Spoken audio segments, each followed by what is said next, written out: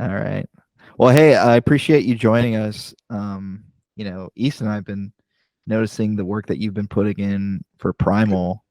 Why don't you introduce us, or why don't you introduce folks to yourself, who you are, and what you do? Don't spare any of your accolades either. I don't have no accolades, but 5-time YCS champion. no, never that, never that. Nah. Uh, I'm Michael Bagheera Beaumont. I'm just a TCG enthusiast and player. Um, my background's mostly Yu-Gi-Oh.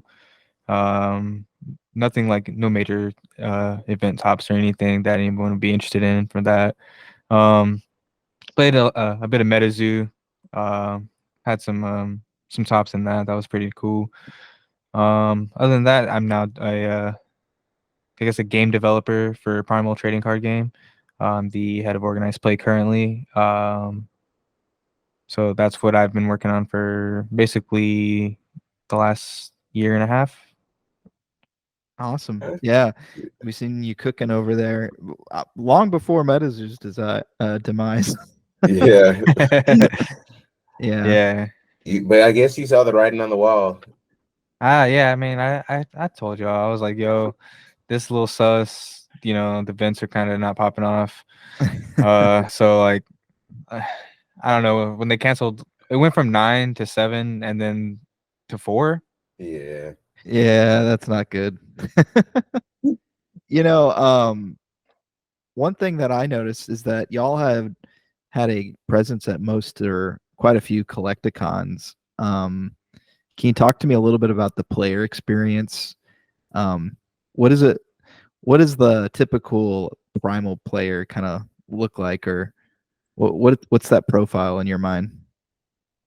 Actually, I think like the most like I guess like if you want to like group your players up somehow, it would be like old Naruto players.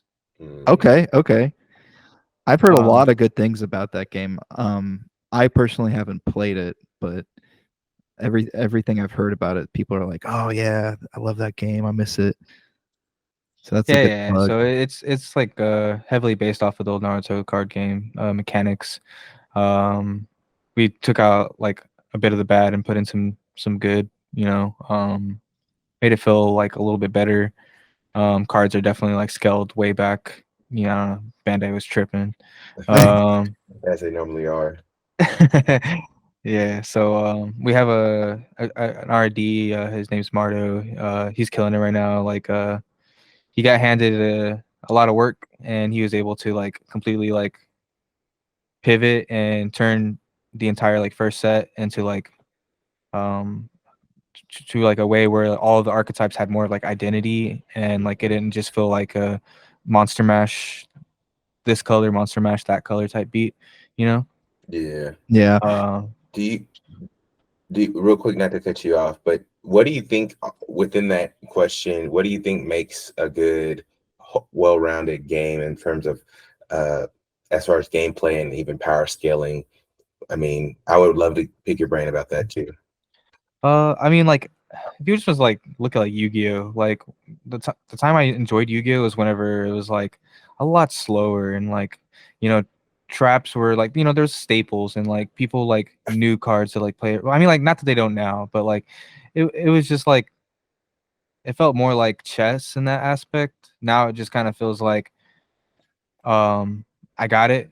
I mean, like there's still like obviously like cards to play around and stuff, and there's like certain matchups, and I get it. There's still like a competitive format, but it just kind of feels like, yo, I got the thing, you got the thing, and they're like, nah, like I bet GG's, Right. Oh man, I was playing Master Duel so I was in a tournament this weekend for Master Duel, and that's exactly my experience. I mean, when I was winning, I was like, yeah, I'm cooking. But then, especially Master Duel's best of one, so you're like, okay, I'm going second, and I opened no hand traps, and my opponent's gonna land on 3 Omni negates, so I lose, and that's just like within that within the first turn. So I totally feel at least what you're putting down there. Um, so So you both are telling me not to get back into Yu-Gi-Oh. Nah, I mean like it. you might enjoy it. To each their own. There's people that enjoy it now. I don't. I don't like playing like that. I like the way it used to be. So I enjoy like the retro formats. But yeah, so like with that mindset, like with Primal, obviously we don't. It's a turn-based game, so like you're already just not getting out your boss dude on turn one, right? Right. But like also like Naruto had some like really crazy effects. Like I didn't like super play the game, but like from what I've heard from like Marto and like some of the other people that were into Naruto, like just there were just like really delinquent things going on, and we're gonna avoid that as best as we can, so we don't have to necessarily like do ban list or rotations per se. At least early on. Early on, yeah, exactly. Like at some point, like there's probably like corners that we might put ourselves in. Hopefully not. But Yeah. So what would you say like is the flavor and theme of Primal? Like for people that don't know, like how would you describe it? so like I guess like it'd be kind of like if you have like Lorcana, right? However, like imagine if Lorcana had like a set battle phase and like there was a hand trap that you could play on your opponent's turn, like during this battle phase. So like it's like More interaction then. yeah, you have interaction instead of like your opponent goes and does their turn and you're like, okay, it's my turn. I'm gonna do what I can with the board that they left me and what I drew for turn, like Yeah. it's I mean, like there is like certain like you want to set yourself up for certain plays later, and there is thought to like those solitaire type games, but like um yeah, the I guess the spice is like we have that interaction element, and there's also like hand traps, like even like in like your main phase and stuff. So like there's a lot to play around. There's a lot of like really cool card effects. I think like um as being a fan of Yu-Gi-Oh, like we like to draw cards and we like to search cards deck then. Mhm. So there's a lot of like cohesion and everything just feels really nice. Like I said, like Mario did a really good job with this first set. So Can you tell me about the resource system? Is it similar to like a Magic system, or is it more like a Yu-Gi-Oh or Lorcana? Like, how does that function? so basically, if you've played like Dragon Ball Super, you know how like any card in your hand can become like your energy or your essence or your mana or whatever you want to call it. Mm-hmm. So it's similar to that. Like, so you can do that. The cards are like face up because they're all element based. And then so during your main phase, you can once per turn play a character card. You can once per turn play a strategy. Your strategy is like kind of like your resource card. Like that's going to be like your draw a card, search this, or do something with your engine maybe.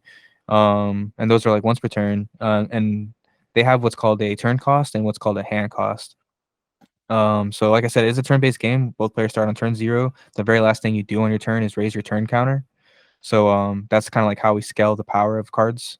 But strategies all pretty much have a what's called a hand cost. Characters do have them too, but mostly only like really strong like turn 6 and 7 characters. Like they'll have like a 1 hand cost, sometimes 2. But strategy cards they always have at least 1. I got you. So to do that, you play a card. Let's say I'm playing a water strategy card. I have to put and it has the hand cost of 1. I have to put a water card from my hand into my essence pile, or like what Lorcana would be like your inkwell or like your mana pool essentially. And it doesn't expire or anything, so if you don't use it, it doesn't go away. So this is like you have a natural organic way of building up your essence by paying the cost of cards. Also, whenever a strategy card or an ability card resolve, they will become essence. They don't go to the discard pile right then. So kind of ramps. Yeah. So playing cards like organically builds up your essence pile. However, you can also do just like a manual charge, like from your hand into your essence at any point during your main phase. And it's like like I can set myself up to play an ability card, like, oh, this ability card costs 2 water. I'm gonna I don't have a strategy card or any way to just like naturally get the mana into my mana pool, so I'm gonna just do it manually from my hand and just go ahead and place that on my main phase. That way, in my battle phase, when we do the exchange of abilities, I now have mana to pay the cost of my ability card. Got you. That's kind of cool. That's a really cool thing because I know that since like the dawn of TCGs, the resource system has been, or resource systems in general have been kind of like a pain in everybody's backside. But this makes it to where you have a lot of different options, whether it be the mana that you generate by playing strategies, or even like hard casting it, or during the exchange portion of the game. Yeah. All I know is I just want to play cards for free. That's how you make the most busted deck. Yeah, there's also like characters, they have like an archetype called camouflage. So if those characters are in your essence pile, they can actually be deployed from your essence instead of having to use a card from your hand. Oh, that's dope. Yes. Yeah, that's where I would start. I So look for cards that are free and cards that copy. quick question. So what is your thoughts on like degenerate decks, or like whether it be combo or any kind of deck, like being like very meta? What's your opinion about that in terms of gameplay from your vantage point, being the head of a gameplay and organized play? What makes a healthy meta? I think like people hate it, but I think like diversity is pretty awesome in a healthy meta. But like I think like a lot of like competitive players will say like they like a more like figured out like meta where like it's like one or two decks that are like rock paper scissors. Yeah, RPS formats. That's it's a little more figured out, and then like you have like your offbeat like anti-meta decks that pop in there and like catch a top 16 or something. But Yeah. yeah, I think like it's fun to have like those cool combo oriented decks like in your meta. Like you want cards to feel good. Like you want your deck to feel like it's like flowing and doing something right. Mm-hmm. But like you also like as a like a I guess like game designer, and like I'm not like the person that like designs Primal, but like as like being part of like the dev team and seeing it done, like you just kind of like have to be really careful because like you might break something, and you gotta like I mean you have your play testers, and then hopefully they catch those things, and that's what they're for. But on just a development level, like you just have to really try hard not to put yourself in a box, or like you kind of have to have like future proof cards too. That makes sense. I was just thinking about that because, with it, whether it be our time at time playing MetaZoo, or especially when it was kind of an open format, it I don't know if some of the decks were like the repetitiveness of seeing decks in a major tournament turn people away from playing a game, or is that keep your more seasoned veterans playing the game? Like, it always is one of those things that I ask myself internally, like, is this helping the game or hurting the game? Mm. And I'm sorry, what was that? So like Like, I was thinking because as somebody who's like a seasoned veteran, I like knowing what things are being played because you can plan around it. But at the same time, it's tough for newbies to like get involved because they're just like, well, my favorite deck might be Fearsome Critters, but the meta might not be available for it right now. So it's always, my thought process has been, is this a good thing that there's established meta decks, and is it helping newer players getting involved, or is it something where everything should just be open for people to play and figure out what works and what doesn't, and you just got to get better? I mean, spikes are gonna spike. They're just Yeah, they're I always think gonna it just spike. like depends on the like your new player. Mhm. Like is this a new like TCG player, or is this someone that might have transitioned? Because if someone's like transitioned from another game, there's chances are they are like a competitive player to a degree. They already know that they can look things up on the internet. They can find like content that's been created already, and they can kind of skip the legwork and go see like what's doing good and just pick those cards up and do well with those cards also. Yeah. So like if we're talking about a new player from another game, that's I think like having an established meta is like healthy in that aspect. But if we're just talking about like a new TCG player, I mean maybe like around like more IP based ones where they see like an archetype or something on their like TV screen and they're like, oh dude, that looks cool. I love Dark Magician. I love Dark Magician Girl. Like I want to build that. And like, yeah, this is cool. You're playing, there's all these cool support cards for your Dark Magician deck, but like cashier says like, hey man, I just won, or like whatever, like, like whatever new deck is probably gonna just dunk on a Dark Magician deck. And I think like a Dark Magician deck might have had like a time where it was like viable, but like for the most part, no, right? So like even though it's like the flagship like dude, or maybe like Blue Eyes, I guess has a little bit like better turnouts, I think. Yeah. At the end of the day, you have your Spikes, Timmys, and Johnnies. There's like, and then like the hybrids between all that. They're all gonna show up and play, and you know, there's your Spikes will probably more frequently top, but then again, do you really worry about the Timmy who's just playing his favorite thing? It's like, as long as he's having fun, who cares, right? Yeah, but I was leaning that into the next question was being that there's a lot of new card games getting involved, like, and there might not be the content distribution of knowing whether it be not enough tournaments or not enough visibility on tournaments. Like, what's the strategy for you, Bagheera, about getting new players in, keeping them in, and keeping them engaged? That was kind of what I was leaning that question towards. So getting the new players in is like obviously the hardest part, right? People like the games that they play, and that's why they play them, and that's why they're a TCG player, because they're probably playing a TCG, right? So getting them to take time to do something besides that is pretty hard in itself. So I think like we have like most success from like I said, like people who played like Naruto, and they're like, oh my god, this is just like Naruto. I miss this game.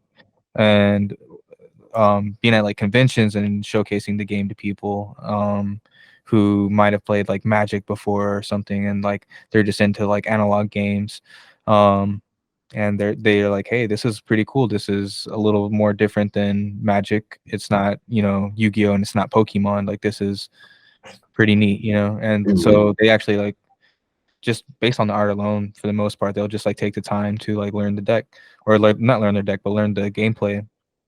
And some people just do it just, because they're like, hey, I'm gonna get a free promo for doing this, or I'm gonna get a free X for doing this, and I can go sell this and help make the cost of my trip back, And some of those people actually end up enjoying the game and wanting to get involved. So that's like new players, I guess. I think like the easiest people we've probably transitioned were like One Piece players. But that was like before like One Piece like really like popped off like how it did recently. So it was, I don't know. I think like people are like kind of pouring into that game now. Well, those prize cards are like, yeah, it's a carrot on a stick for sure. I think if there's anything I've learned with like the MetaZoo situation is like, money doesn't solve all of it, right? Like you can throw a bunch of money at it, but how many of those folks sort of stay loyal? I don't know. That's hard to say. Speaking of which, I guess like, what do you think? What are y'all doing as far as like growing the game? So, do you think the prospect is hosting like more of a tournament competitive scene? Are y'all going out to LGSs? Are you conventions? So what does that look like for y'all? Yeah, I mean, like we're just kind of like, I guess, like attacking on all fronts. So we do the conventions when we know we're going. Okay, we're going to Orlando. Let's go look. Let's look and see what LGSs are in Orlando, and let's call them up. Let's see if we can do a demo in their store on the day that we're flying in for Collecticon Orlando, Wednesday. So we have Wednesday, Thursday, and Friday. We can go demo the game at LGSs, and then do the booth on Saturday, Sunday, and that's kind of like a way we've kind of come at it. We've also did like a mailing campaign where we actually sent just a little note card to like a bunch of LGSs. And that note card had like a little bit of information about us, a QR code where they can scan and get some order some LGS decks, demo decks. They just had to pay shipping, and we got a lot of stores that did that. Oh, okay. So that's kind of like how we've been growing the game. And then we also we have like online stuff too, so that kind of like there's a lot of people that like doing like tabletop simulator and stuff like that. So we have an online series where we do like webcam, so to kind of reward people that, because it's all been Kickstarter up until like the set actually launches in like 30 days or so.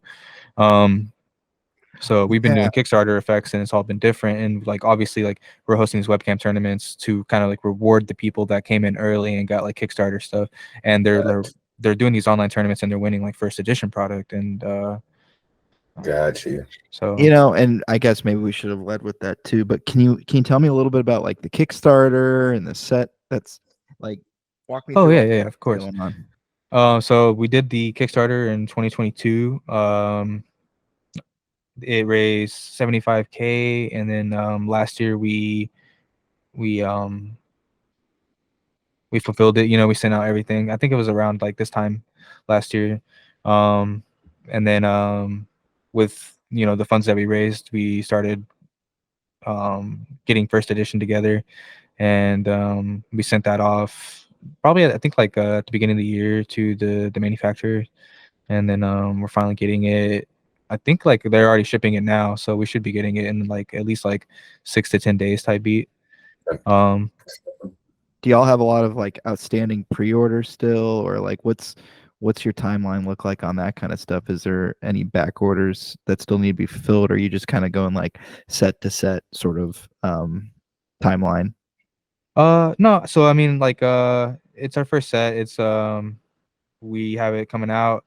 There's no like I guess like pre-order, like we don't have any other like pre-orders that you could do now. Like Okay. people were able to pre-order the first edition set, and those people are going to get their product a little bit earlier than the people that didn't pre-order. Because we like we closed off like that window for like a while back, and like the people who pre-ordered earlier on got like promo cards and stuff. So We like that. and then there's like still people that ordered after like the pre-order. So we also, there's some people that were like kind of upset about like the Kickstarter effects all pretty much changing to the new first edition effects. But I mean, it was for the better. Like I said, Marto, like he made the game much better by, unfortunately having to change all those effects.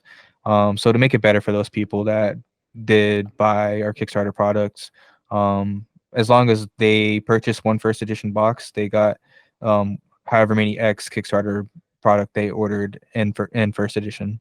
So like, so if they had bought 4 Kickstarter boxes and all they had to do is buy one first edition box, and they'd get 4 first edition boxes for free. Oh wow! Oh, that was super generous. Yeah. We love good businesses. Yeah, and then like we rewarded those competitive players by giving them like online webcam and tabletop simulator tournaments. So we do we call it the OCS. We just finished OCS 2. We actually just have like a playoffs that we're playing this Saturday for the top 4 players. Because it's a 5-week long I guess like tournament you can call it. And then players earn points for doing X things, and then they use those points at the end of the season to get rewards, and then the top 4 players enter a playoff where they just basically play a top cut, and the player who gets first out of that top cut gets $100 cash, and then they also get like the Discord role with like the cool little badge and stuff like that. So we've been trying just to keep the community like engaged by doing like tournaments and stuff, and then we're also trying to draw in like the spikes and the other competitive players by hosting some we have 3 5Ks planned for this year. So we figured that like we want to have like multiple like decent size cash tournaments. We didn't want to do like one big like 15K or something like that. Right. We just kind of maybe like later on we can do like a big one type beat, but personally I kind of like the scattered out, like like I want to go hang out with the homies like 3 times instead of 1 time, you know what I'm saying? Like, yeah, the whole social element for TCGs, like that's something that doesn't really, I don't feel like get brought up enough, but it really is like playing cards is well and good, but at the end of the day, it is about like that personal interaction. You know what I mean? At least that's what does it for me. Same here. I think some of my favorite moments is just us hanging out as a team or even just as a group. So if you the more I guess events that you are able to like capture that at, I think the better it is. And it also, I mean, regardless of like the bad stuff that happens with MetaZoo, we always think about some of our most fondest memories is just us hanging out or like going to Ohio or New York or anything like that. So if you all can continue to provide that for players, I think you have a long history and a long future awaiting. Yeah, man. I mean, we have a great product. We have great minds. We have, like we're all trading card game players. So we know what trading card game players is like, and that's shiny cardboard, right? And Yeah. your Those event's untouched sheets. feeling worth it, right? And that's what we want to do. Yeah. So I think as long as we keep that momentum, and it really just comes down to getting these players into the game. It is a really kind of like I guess like I feel like it's like a higher skill ceiling type game. So like, I don't think your average TCG player is gonna really like be able to get into it. Like it's not Lorcana or like Pokemon or something like that. Like Yeah, but the cross, like when you mentioned One Piece, it kind of makes sense a little bit with at least those early One Piece players sort of being able to pick it up. Yeah. A lot of the Bandai philosophies are pretty transferable. I mean, that's how Bandai, I think, Bandai's games might be mechanically unique in some different way every now and then, but I think the general skill expression is pretty much the same across a lot of their games. yeah, I can agree with that. Are Yeah, y'all leaning heavily into like, is there like a lore or comic or some type of fantasy component, or y'all are like, we're just a raw TCG, just like Uh, us because we have our shiny cardboard and beautiful uncut sheets? so no, there is lore, but like I don't know it personally. It's all like actually getting like hashed out and like worked on into something like digestible, I guess. So I'll be looking forward to seeing some lore. Okay. Um, but do y'all uh, do anything like with content creators at all, or is there? For yeah, me, we're go ahead. actually. Oh, sorry. Yeah, go ahead. I was just saying, for me, like when I don't know, like I always thought TCGs were just kind of like, okay, you buy cards, you play them, you go to the tournament, that's it. But then like within like the past 4 years or something, I don't know what it is. It just never dawned on me to look at a lot of that content on YouTube. But then I found out like, oh yeah, that's totally a niche, like TCG content creators. I know that's incredibly obvious, but especially with MetaZoo, they're like, oh, we have content creator battles and stuff. I'm like, really? What? That's a thing. So, um, yeah. Yeah, so that's actually something I'm like trying to work on currently. Is so we just kind of like worked out like an affiliate program that we're gonna be rolling out here soon. But after that, I'm doing like the content creator streamer type program.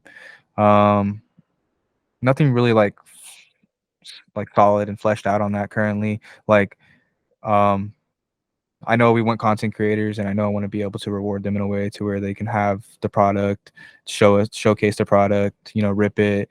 If it's like Whatnot or whatever, Mhm. they're just ripping, shipping. That's cool too. Like I want content creators to be able to do that, like without having to like um invest heavily. I want them to, like if they show interest, like I want to give them the ability to do that and reward them for continuing to do that.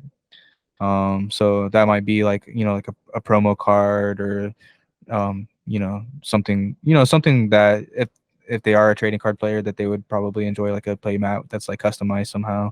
Um, It is good marketing. I mean, just to yeah, I be mean, able it's to have important. shown off. I mean, people want to see, at least for me nowadays, again, I was saying earlier, I never looked at a lot of TCG content, but nowadays, before I buy any product or set or whatever, it's like I want to see somebody crack a box first. That's like a prerequisite, I think, for a lot of people, I imagine, nowadays. Yeah.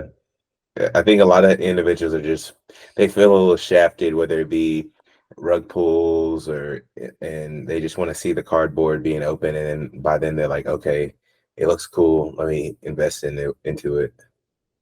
I feel like Santa Claus and the M&M's commercial, they do exist. They do. Hmm. Yeah. Do y'all have any kind of like roadmap in the works or anything in regards to that? Yeah, I actually have like we did like a magazine that we printed for GammaCon, and it had like our little roadmap in there. So like product wise, I can tell you that set 2 is gonna come out at the end of this year. Okay. I think like fall actually. In terms of like organized play, we do have like the 5Ks, and then next year we're gonna start like our actual like LGS level like sanctioned play, which we'll do regionals and nationals, and we'll probably leave it there for now. Okay, but that's the plan for 2025. Like in terms of organized play and then product, we'll have set 3, 4, and I think we are trying to squeeze in set 5 like right at the end of 2025 as well. But it might just be the set 3 and 4. Yeah. Do you think like will you be doing like what is like side sets? I don't know how to describe it, like smaller sets at all, or Oh, you know what I mean? Subsets, like little subsets. Yeah. I mean, I'm not, I can't really say. Like I don't know. Okay. Like it might happen. You never know. But will you Yeah. be currently, rent? I mean, like we might do like like the little holiday thing, stuff like that. Okay, I was gonna But ask like about that. yeah, something along those lines. We'll I don't know if we'll still be doing like convention appearances, but we'll try to be doing like holiday promos and stuff like that. Um, Random promos, or are they gonna be like tied to a set, or are they gonna be pre-order promos? so there'll probably be like a like a con stamp promo that's like maybe like holiday themed possibly, or like if it's like a holiday set, it'll probably have some kind of like cool little stamp on there. Um, Do Which you have y'all? So that kind of leads me to my next question. Have y'all experienced any delays like in your, I guess, product pipeline at all, or have things been moving along pretty well? no, I think our manufacturer's been like awesome. I mean, I don't think there's been like any kind of like insane turmoil in the sea or anything crazy. So like I think like we got lucky maybe, they didn't have like a bad storm while they were trying to get our stuff out or anything crazy. Like, there was just everything went normal, like they told us a time frame, and then, they're meeting that time frame. That's Um that's amazing. I though, love to hear. I'll knock on wood because we haven't got it stateside yet. So like some random thing could happen, like an Aerodactyl, might come take it. But nah, I think everything's been good. We currently, at least, once we start doing like more and more um that Yeah, kind of like that's the like thing. sleeves, binders, accessories and stuff. We might experience some kind of delays when we're working with those things, but currently no, everything's been on time and good. Yeah, that's like one of the biggest things for me. It's like, it's just getting stuff that I paid for. You know what I mean? on And it's time. like and then you jam up the pipeline with like 20 some odd products, and then it gets to the point where you're like 5 products out, and I don't need to name the company that did that, but there's other companies that do that too, and it's not exclusive to just TCGs, but you're seeing that trend more and more nowadays, and it's something that I've tried to avoid. So I do that's just a big thing for me, is like, okay, are products showing up? Are they showing up close to on time? So that's really good to hear. Yeah, so I mean, honestly, like we had like a pretty like huge like window. I mean, like we told everybody like after the Kickstarter, like like set 1 is gonna be April 2024. So we had plenty of time to make sure that happened, and we gave ourselves like like a good amount of time to receive our product, and not be like, oh no, we're missing the window that we said. Yeah, So that we'll just continue makes to try and stay on top of things, obviously. And the pre-order method is, I think it's manageable. I don't think you have to like let it get out of hand where you're like six like products in, and like you haven't even given your Valentine's Day plush yet, and it's October. I mean, it's not even. It's just yeah.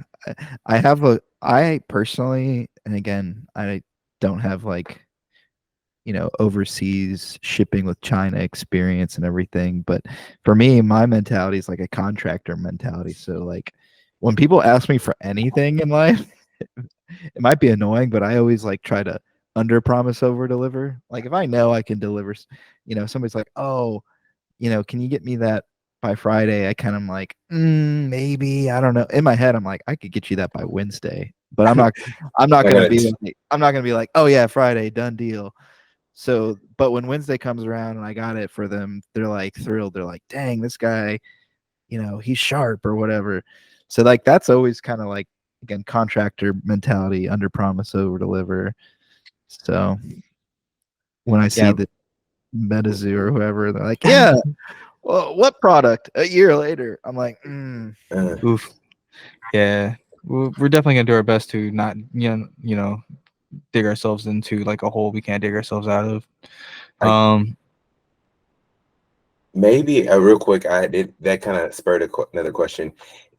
As far as the landscape or the history of TCGs, even new emerging ones, are there ones that you are seeing that are doing stuff right? And if so, what do you think that they're doing right? And maybe some that died off in the past, what do they do wrong? And could you like highlight the two? I mean, it's really hard to say. Like, I don't have like, I feel like the bandwidth to like really absorb games. Lorcana, I think, is kind of smashing it with their like LGS level stuff. I think like more games should care about LGSs and cater to them a lot more than they do. I think MetaZoo kind of was like said that they were gonna do like LGS stuff, and they kind of didn't. I know they did like the first like LGS set, and like that stuff was cool. The window clings and stuff. I think like that stuff gets people hyped to play at it on an LGS level, and that's like you want your stores to move their product and order more, right? So definitely, Lorcana is definitely killing it on that. Doing bad or like things like or why things something died maybe. I don't know. Like I don't know. Like I didn't really get into a lot of games that died, except MetaZoo. So it's really hard to compare it to anything else. So we know where MetaZoo went wrong, and it actually it had a lot going for it. It was a great game. There was definitely things that were wrong with the game that I feel like could have been fixed, but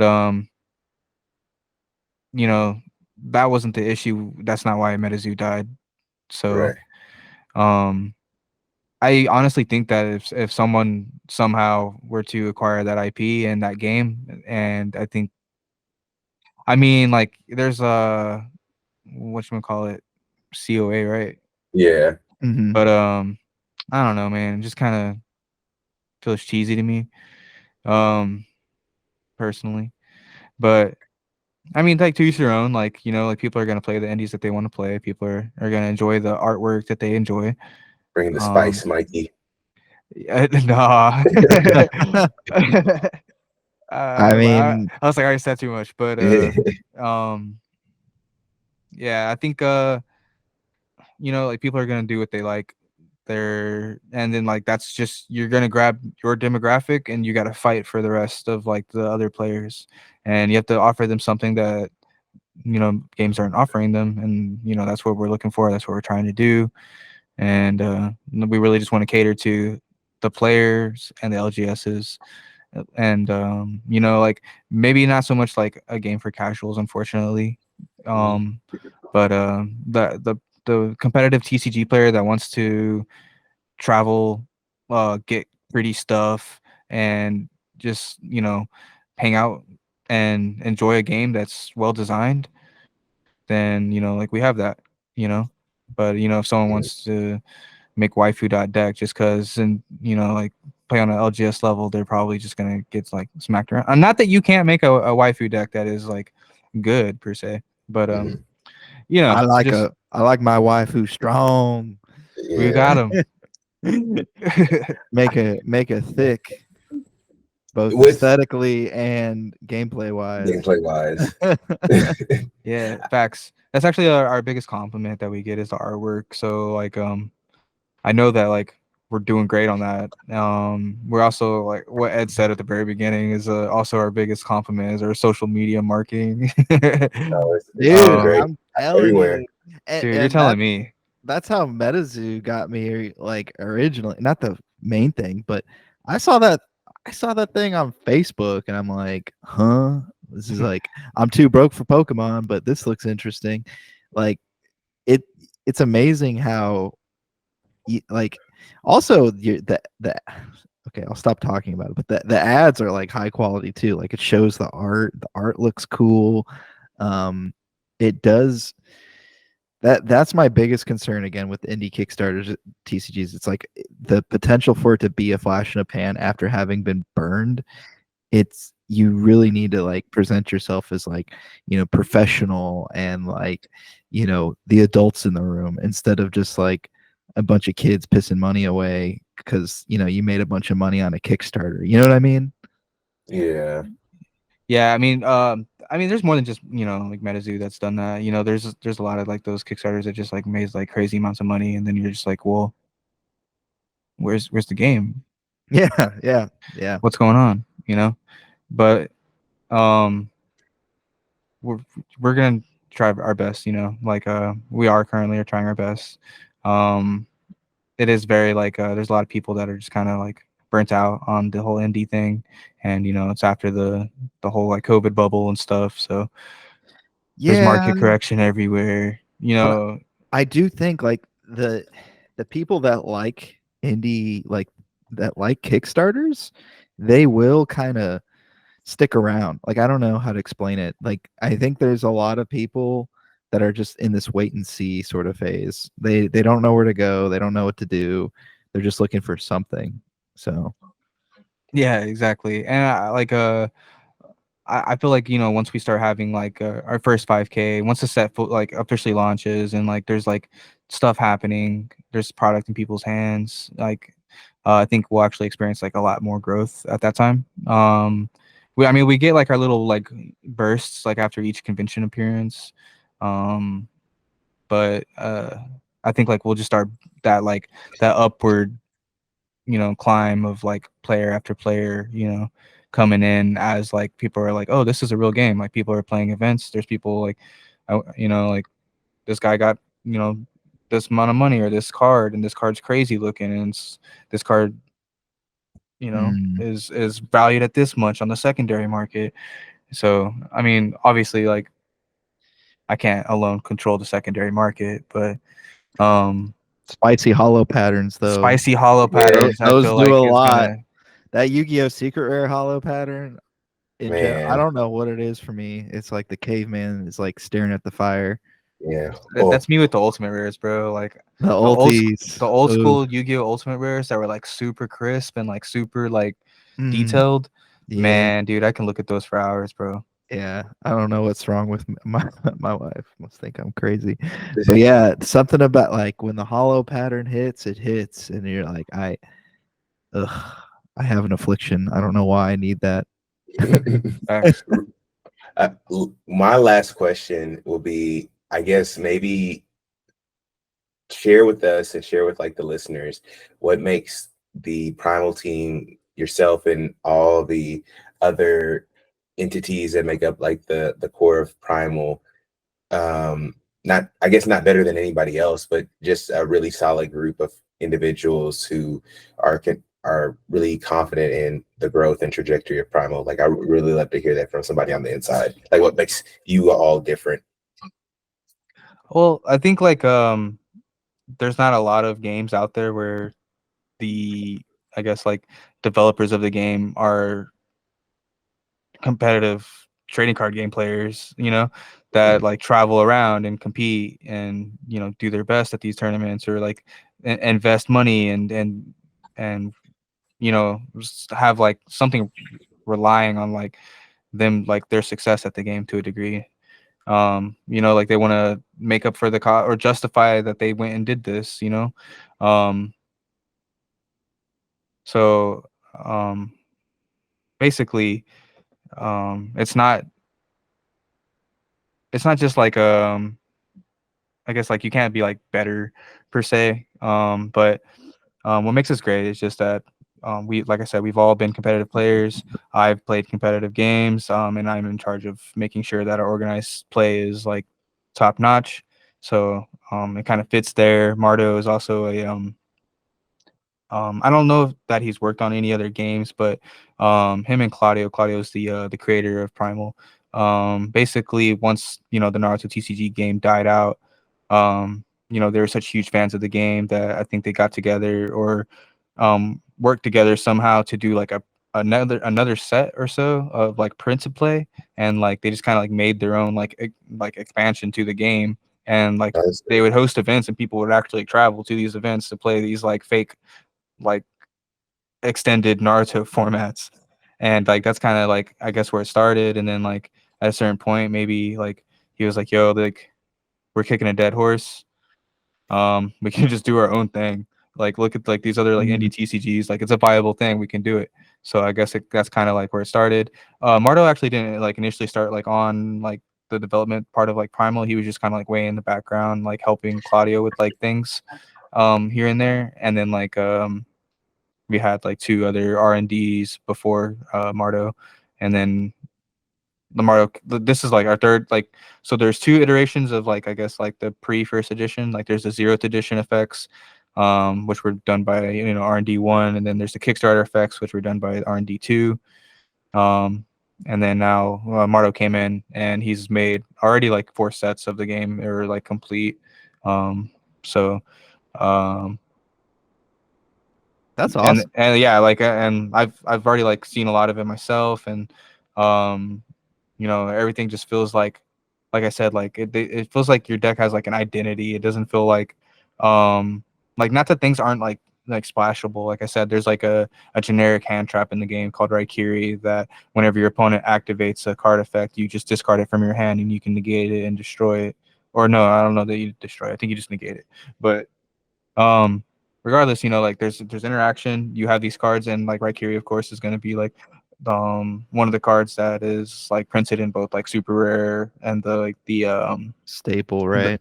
Like the lower rare, the upper rare, and like the super sparkly rare, you know what I'm saying? So you're going to see a lot of Raikiri because he's definitely going to be a card that every competitive player is going to have like probably in their main to some degree. And on top of that, it is like it can be transformed from the discard pile if you have Richie on your field. So it's like an extender in a way. So if you're actually playing the dragging deck that it goes in, it has even more like things that it does than just being like a generic hand trap that you can play in any deck. So there's a lot of stuff like that, and I think that there's a lot of like fun that you can have when deck building. You're not like locked into certain things, but like and whatever way you decide to build your deck, like it has like its own identity. We like that. Well, I just wanted to say I appreciate you coming on the podcast this evening. Wanted to thank you for stacking the deck with us. Looking forward to seeing what Primal's going to be cooking up here in the next few months. A lot of exciting things on the horizon, and we'll be sure to check back with you down the road. Oh, heck yeah, man. I appreciate you having me on. Love you guys. You guys is awesome. All right, Love man. you too, Mikey. Love. Peace out. You have a great take care. Bye-bye.